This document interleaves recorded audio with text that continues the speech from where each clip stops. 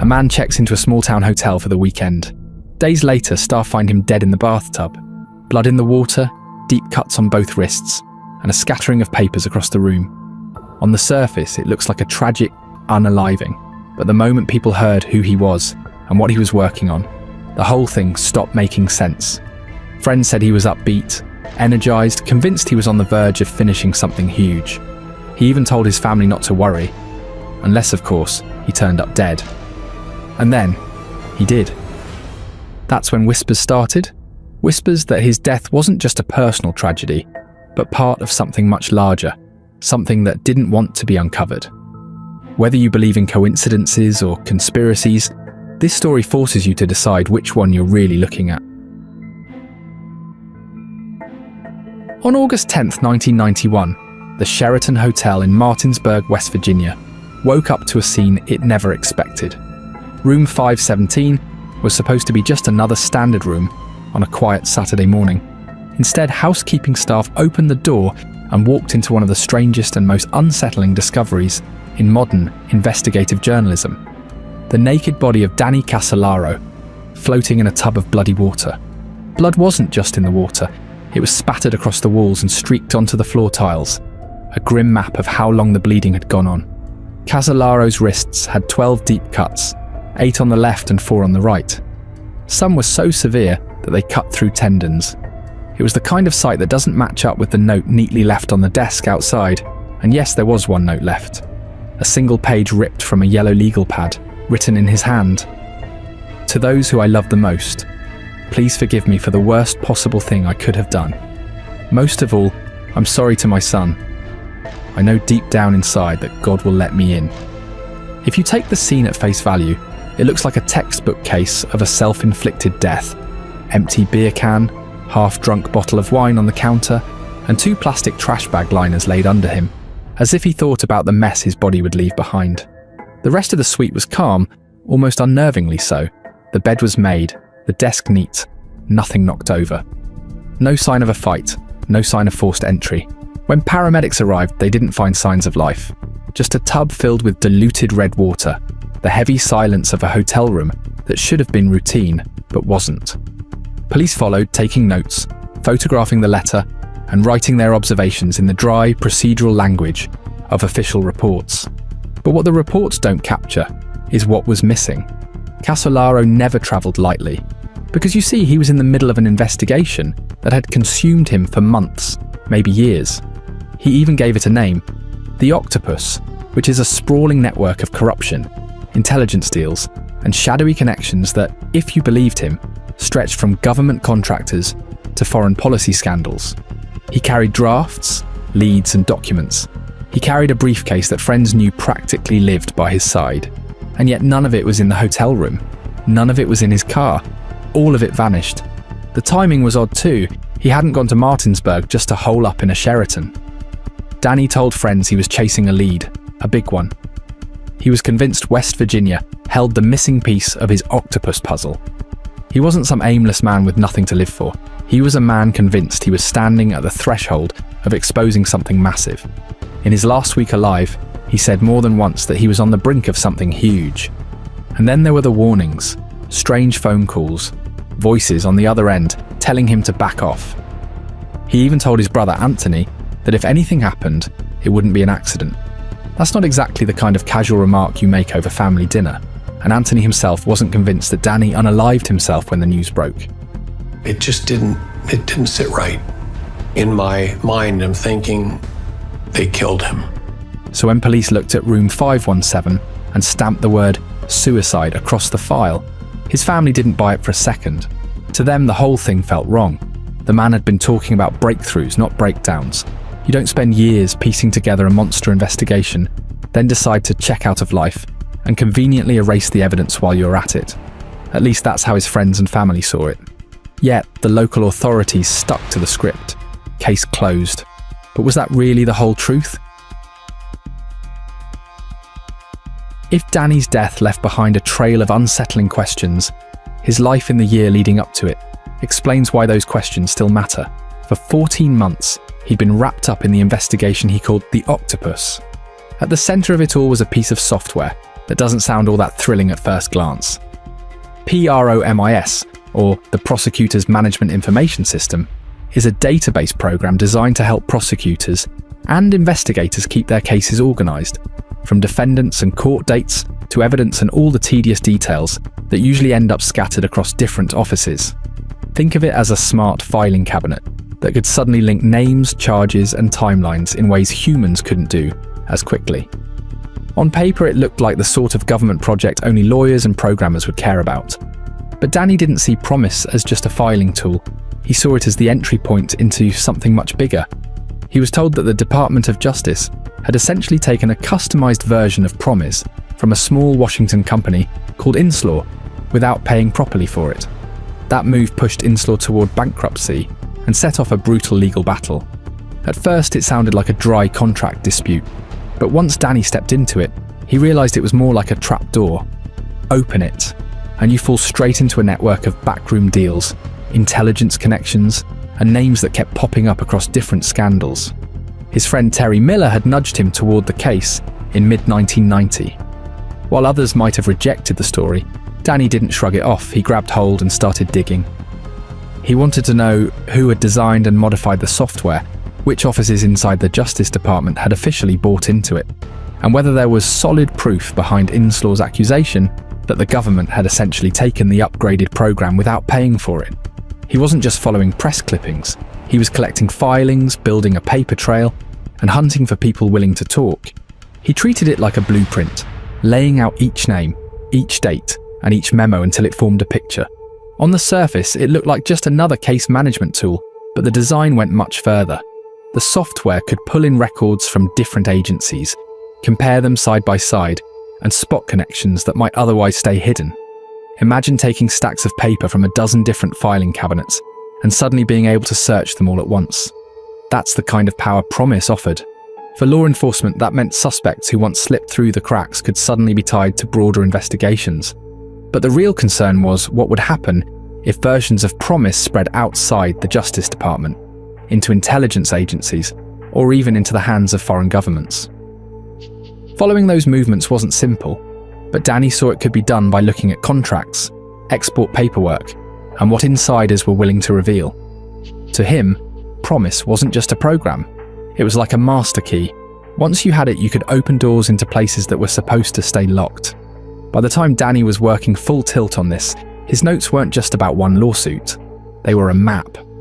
The Inslaw story sat at the centre, but around it stretched lines to other scandals, suspicious bankruptcies and shady transfers of technology. He believed PROMIS had been modified, sold, or even given away as part of larger deals, connecting corporate interests, intelligence figures, and foreign governments. If that was true, then following the software's journey meant uncovering a hidden structure of influence. Most people would have looked at a fight over a case management system and yawned. I know I would have. But Danny saw a pattern. What makes his pursuit compelling is that he wasn't simply chasing news stories for the moment. He was laying the groundwork for a book. He even had working titles in mind: The Octopus or Behold a Pale Horse. His belief was that these separate controversies, such as software contracts, government secrecy, and covert dealings, weren't isolated incidents. He was convinced they formed part of a larger structure, and that he could map it out in a way that exposed how corruption and hidden operations connected behind the scenes. And then came the wilder part.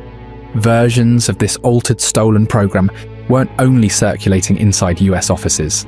They were being shipped to foreign governments. Iraq and Libya were two of the names that surfaced, wrapped in whispers of shadow deals that enriched intelligence insiders. Casolaro wasn't about to dismiss that as a rumour. To him, it looked like a sequence. First the theft, then the modification, then the sale. If that sequence existed, it could be plotted step by step with the right documents, travel records, and testimony. That became his obsessive questions. Who had the access to the original code? Who actually had the skills to slip in hidden features? Who had the authority to push it across borders? Every lead was chased, every scrap of paper logged. Some of his notes that were recovered show the method of a man who treated the investigation like an engineer assembling a machine. Witnesses, contracts, shipping logs, and first-hand accounts, each one a piece meant to slot into the larger frame.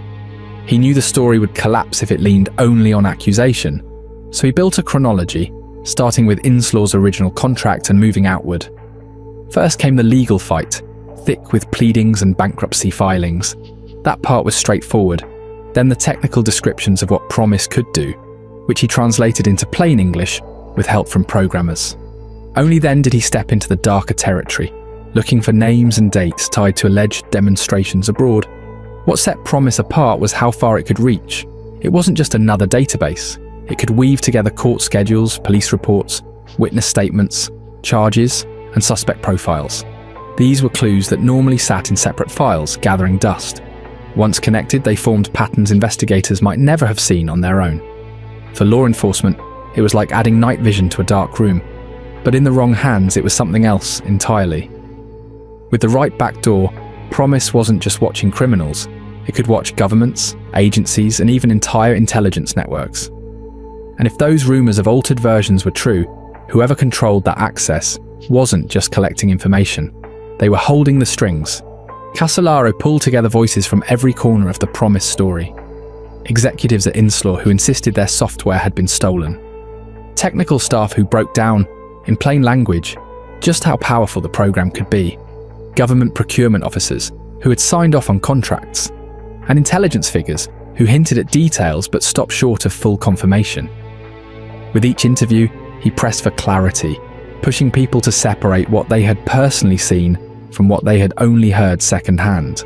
His drafts show him working hard to draw that line, trying to keep fact and rumour from bleeding into each other.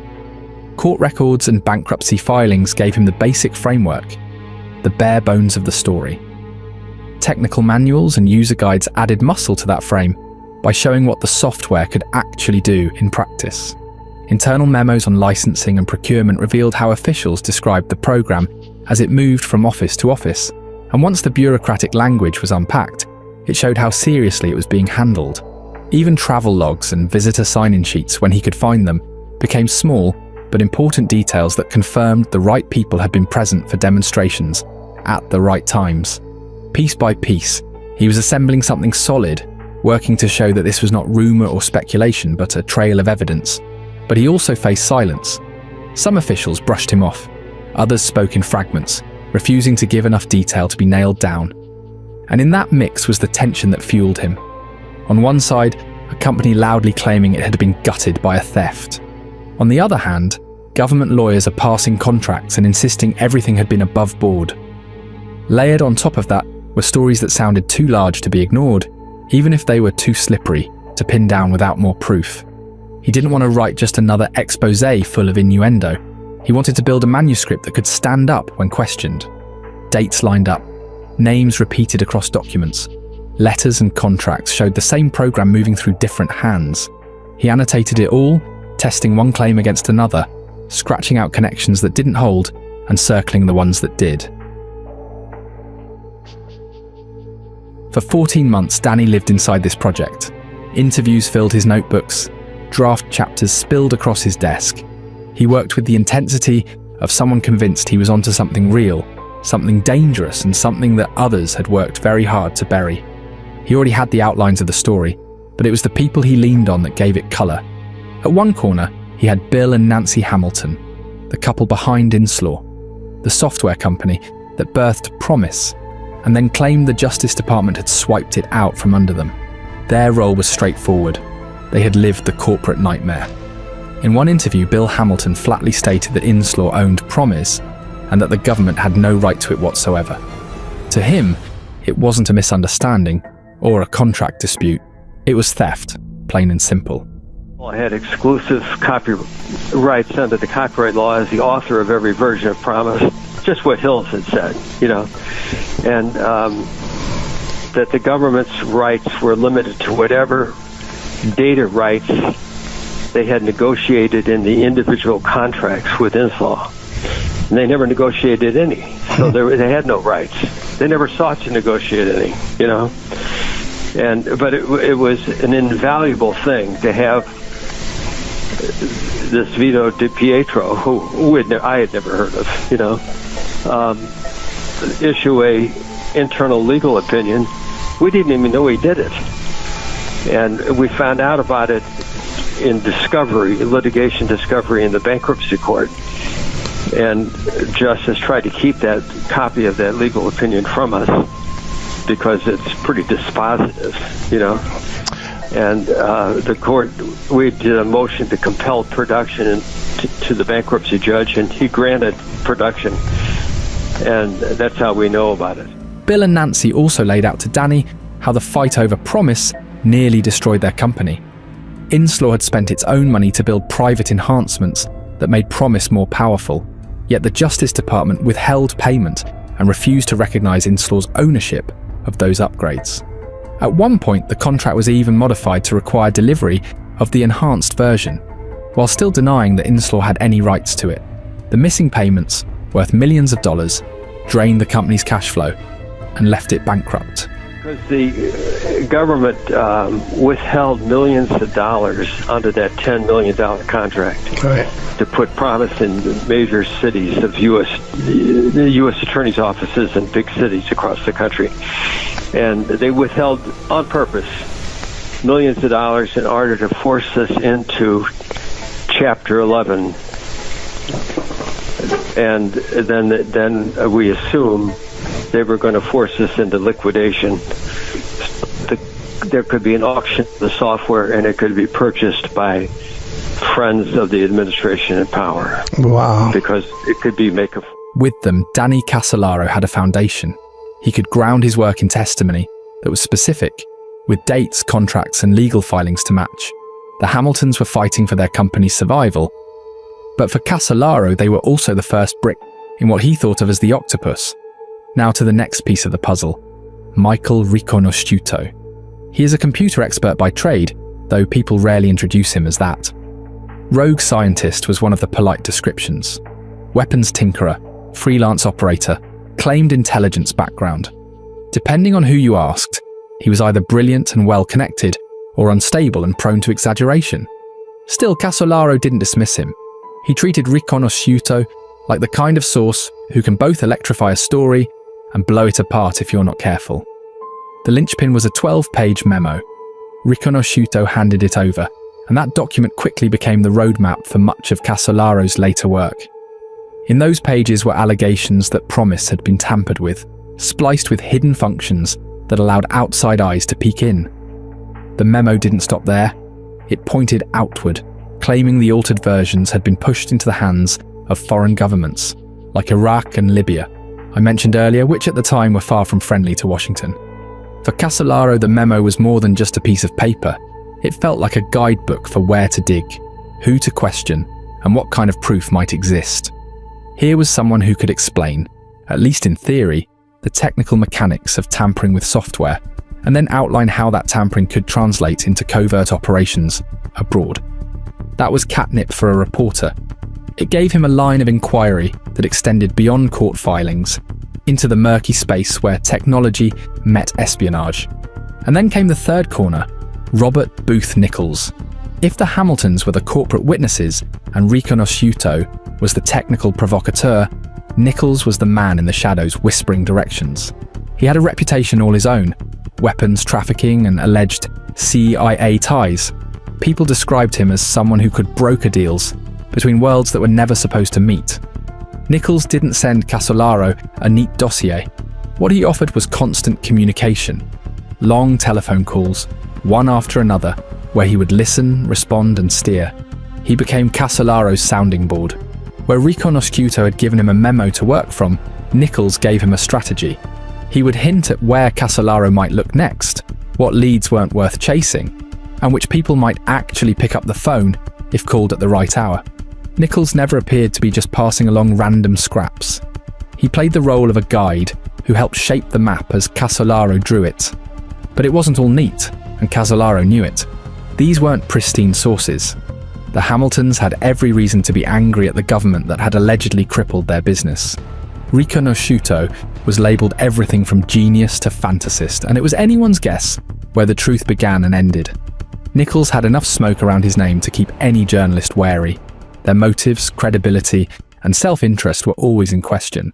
Yet Casolaro pressed on, Because he wasn't looking for clean characters. He was looking for overlapping themes that could be checked against hard evidence. The memo from Riconosciuto wasn't treated like gospel. Casolaro broke it down, chasing each claim into interviews, records, and timelines. He tested dates against travel logs. He matched locations with company correspondence. The Hamilton's version of events provided the corporate core, and he used that as a measuring stick for everything else. Whenever Nichols nudged him toward a new lead, he held it up against what the Hamiltons had told him and what the memo had spelled out. If the pieces didn't line up, he kept digging until they either did or fell apart. Even so, there was an undeniable weight pressing on him. These weren't small-time accusations. The picture painted by his sources suggested the Justice Department had not only stolen software, but then allowed it to be twisted into a tool for surveillance and sold to foreign powers. If true, the implications stretched far beyond one company's bankruptcy. They hinted at corruption and secret dealings at a scale that sounded almost too big to print.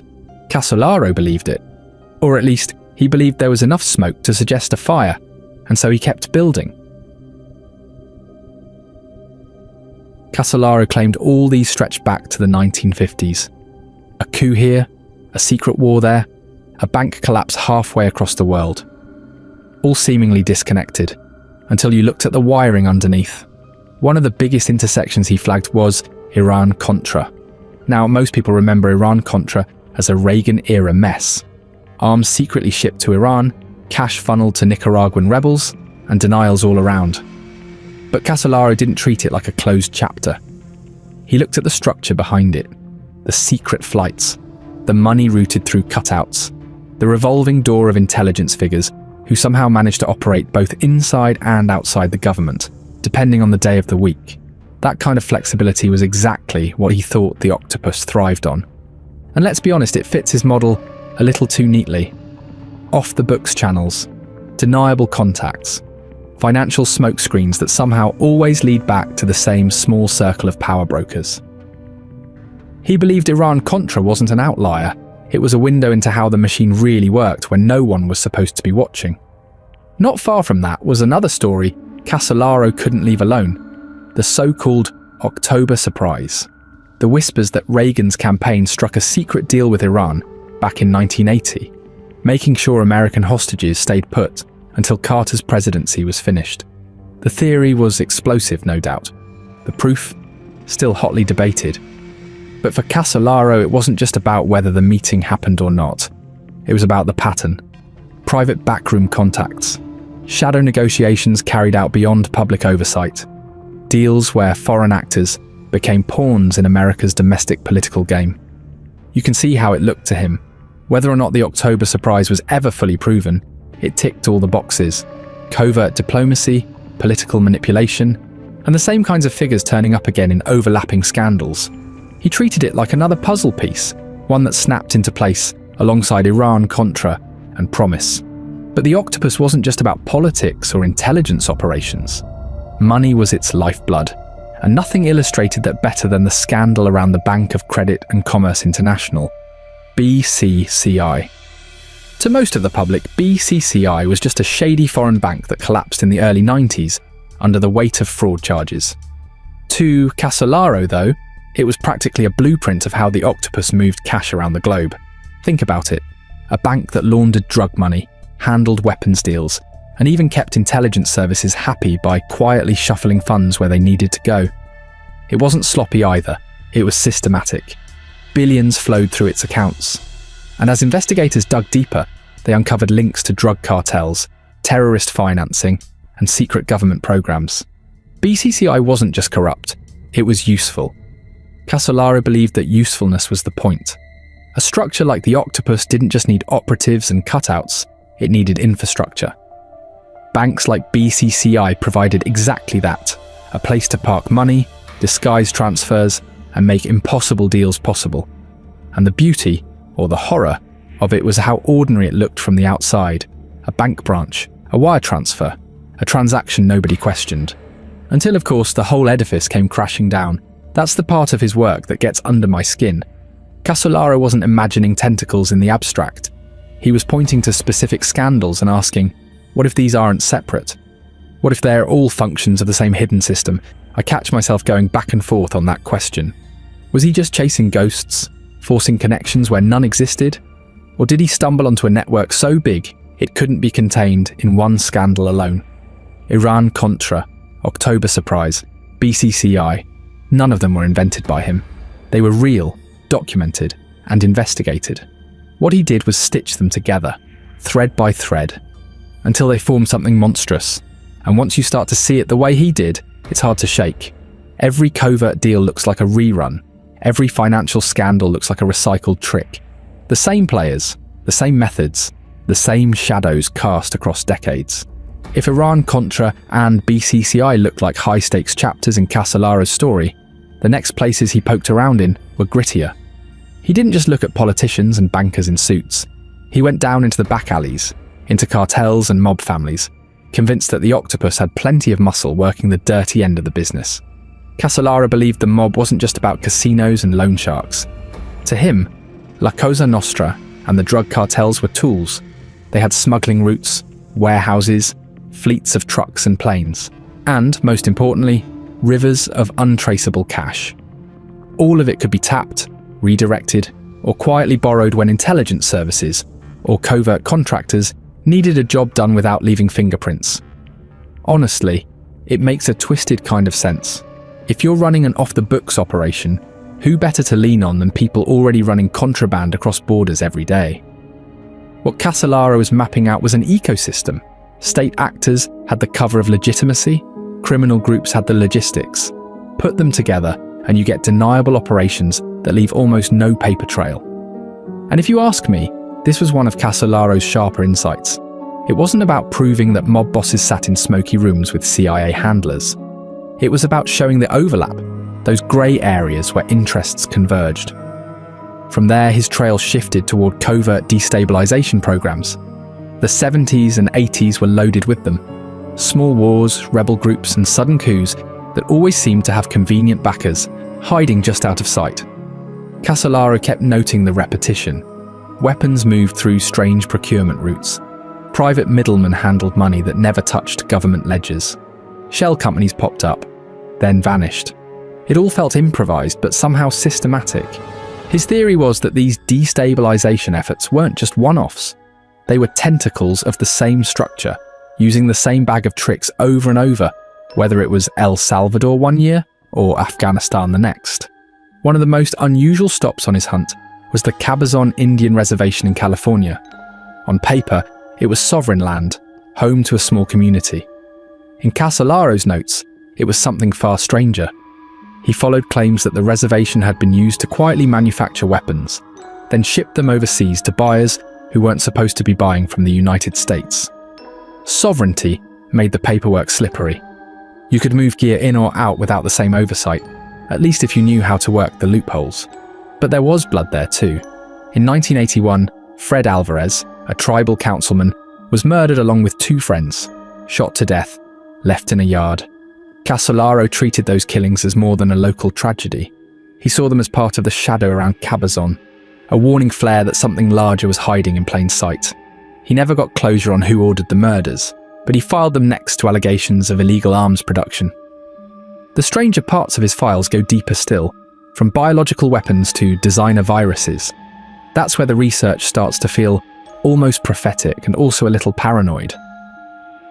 Casolaro dug into talk of genetically targeted weapons, the idea that you could design a virus to affect one population more than another. He made notes on so-called slow killers, like prion diseases, citing mad cow as a possible model. And here's the chilling twist. He worried someone might be aiming one of those at him. That fear wasn't just abstract. His father, Joseph Casolaro, had been a founder of Lytton Bionetics, a biomedical firm that worked on government contracts, including research tied to bioweapons. Danny grew up around that world. He knew what labs like that were capable of. So when he started piecing rumours of experimental viruses into his octopus files, there was a personal edge. In such, I did a video on Plum Island talking about the US government doing exactly what Casolaro feared. Link will be in the description below. Danny's curiosity didn't stop there. Area 51 appeared in his notes as part of a web of security firms and contractors tied to the Nevada test ranges. Wackenhut, a private security company with a long history of government contracts, kept surfacing in Casolaro's research. He found references to the firm guarding sensitive facilities and working in partnership with tribal reservations, places where oversight was easier to sidestep and experimental weapons projects could quietly take shape. Some of Casolaro's missing notes reportedly mapped these links, tying Wackenhut to Area 51 and to contractors operating in remote corners of the country. And if you've seen my video on Area 51, you'll know just how much weight those connections carry. If you haven't, I strongly recommend checking it out. I'll add the link at the end. It'll give you the full picture of why Casolaro believed those dots were worth connecting. Alongside Wackenhut and Area 51, Danny was also tracking the Human Genome Project, still in its early stages, and the strange ways genetics research seemed to intersect with questions of power and control. Even psychedelics turned up in his files. He noted how they had been studied in laboratories, tested in covert programs, and later filtered into cultural movements. To him, these were not disconnected curiosities. None of these leads were fleshed out like Iran-Contra or BCCI, but to him, they were nodes worth sketching on the map. Military test sites, genetic research, chemical experiments. All of them could be touched by the same hands that moved guns, money, or political deals.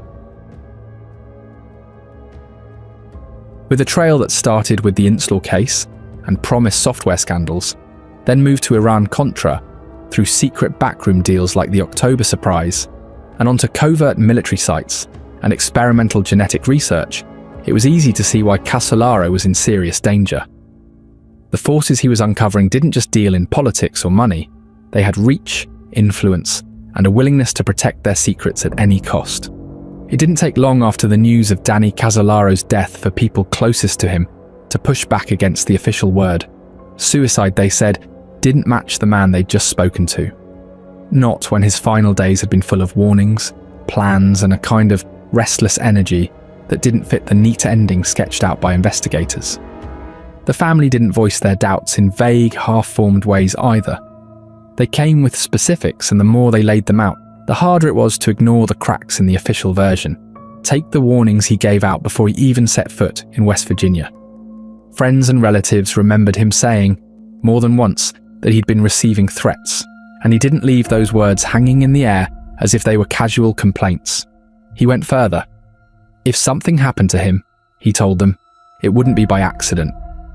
Now, I've heard plenty of people say dramatic things under stress, but this wasn't one of those throwaway remarks. He was consistent, repeated, firm. And when a man dies days later under strange circumstances, those words land differently. Then there's what he said about his work. Just before he left, Casolaro told people he was on the edge of something big, a breakthrough. He said he was heading to West Virginia to meet a source who might finally give him the missing piece he had been hunting. His relatives and friends latched on to that detail. Because what kind of man makes those kinds of promises, only to cut himself off just before he arrives? People who knew him best insisted this wasn't the behaviour of someone ready to give up. From their perspective, it was obvious. He was moving forward, not looking for an exit. And honestly, I see their point. If I'd been in their shoes, hearing him speak with that urgency, I'd have had the same reaction. And you have to give them credit. They didn't just shrug and move on once authorities announced their conclusion. They kept insisting that these pieces be considered. The threats, the promises of a breakthrough, the missing materials, all of it. To them, the official explanation was too quick, too clean. They wanted the story widened, pulled out of the tight frame of that hotel bathroom, and expanded to include everything Danny himself had put on the table before his death. As I read through their accounts, I couldn't help feeling a kind of kinship with their frustration. Because let's be honest, if someone I knew well had left behind a string of warnings and then turned up dead with their life's work gone missing, I'd find it hard to swallow the easy answer too. One of the most relentless voices was Cherry Seymour, a seasoned investigative reporter who spent years retracing Danny's steps. Seymour didn't just skim the surface. She dug into the sources he had spoken with, the documents he had collected, and the warnings he had shared. In her book The Last Circle, and in countless interviews, she laid out why the puzzle pieces fit better into a picture of homicide than a solitary act of despair. And she took it upon herself to follow the trail Casolaro had left behind, chasing leads and connections he never got the chance to fully explore. Journalists and independent researchers who dug into police files and coroner reports also raised alarms. They pointed to missing pieces that defied the simplicity of the suicide label. Danny's briefcase was gone, along with the very notes that he told friends contained the breakthrough he was about to publish. A notepad in his room had a torn page with writing that sparked questions. His body was embalmed with unusual speed before his family had even been fully consulted. That collection of details may not clinch a verdict, but it sure doesn't scream open and shut. The physical evidence was equally knotty. Multiple deep lacerations across his forearms, blood spatter patterns that some thought were inconsistent with a solo act, traces of alcohol in his system, but not enough to incapacitate him, disputed autopsy accounts that left some swearing. He bore no defensive wounds, while others suggested otherwise. Put bluntly, the scene looks messy in a way that didn't line up neatly with the official narrative. Inside law enforcement, doubt wasn't absent either. Some FBI task force members expressed skepticism and recommended more digging. Later, Freedom of Information Act requests pulled back the curtain on a fractured record. Internal disagreements, withheld segments, and redacted files all surfaced. Even in official reviews, the story wasn't consistent. At times, agencies reaffirmed the suicide ruling. Other documents suggested hesitation, fragments of doubt left behind like breadcrumbs. By the mid-1990s, a special counsel review and a Department of Justice statement doubled down on the suicide finding, rejecting claims of a government conspiracy to kill Casolaro. That might have satisfied some, but not the people closest to Danny. His family and journalists like Seymour refused to accept it. They pointed out the unresolved gaps, the missing files, and the contradictions in timelines. To them, the DOJ had simply polished up the official story without actually addressing the cracks underneath. And those cracks have never really sealed. In later years, fresh investigations reopened them. Independent teams gained access to police notes through the Freedom of Information Act, conducted new interviews, and unearthed sketches and testimony that had been tucked away. Some of these modern investigators were cautious, saying their work didn't prove murder, but raised too many unanswered questions to let the case rest. Others were more blunt, claiming the weight of evidence convinced them Danny was silenced. It's almost like two parallel realities have coexisted since that day in 1991. On one side, the official line, backed by the coroner's report, toxicology results, and legal rulings that say Danny Casolaro did it himself. On the other hand, a chorus of dissenters who insist the evidence doesn't add up. And these doubts didn't fade with time. They've echoed for decades, keeping the controversy alive long after the official paperwork was filed. The story of Danny Casolaro's death has been revisited again and again, not just by journalists and authors, but more recently by filmmakers. A documentary series called American Conspiracy, The Octopus Murders, digs into the mystery, laying out exactly why so many people refuse to let the suicide ruling stand uncontested. Watching it, you can feel that same unease his family must have carried back in 1991. The sense that something vital has been brushed aside.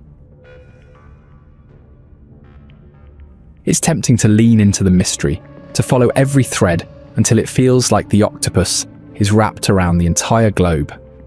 But then come the people who push back, and they're not exactly gentle.